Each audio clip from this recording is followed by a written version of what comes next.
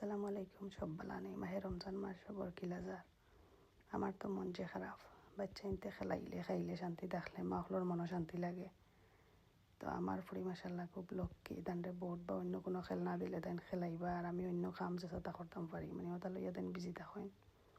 তো আমি বোর্ড দিছিলাম, তাই আঁকা আঁকি করা আমারে দেখাইরা পরে তার বাপা আইসন হইয়া গেছেন গিয়া। তো বুঝতামও পারি না যে পরের দিন থাকি তাই নত বেমার পড়বা। আসলে বোঝা যায় না বাচ্চা তোর কোন সময় কিতা হয়। তো তাই নত বেমার পড়ছেন, বেডও খালি খান্দিরা, ঘুমোর মাঝেও খান্দিরা, দেখিয়া যে দুঃখ লাগে। তো ওষুধ খাওয়াই আর তাই কমে না, পরে আমরা ইমার্জেন্সিতে কল করে লইয়া গেছিলাম। তো তারা দেখিয়া তান্ডে ডাক্তারে অ্যান্টিবায়োটিক দিছে খাওয়াইয়ার পরে বাসা দায়িত্বে।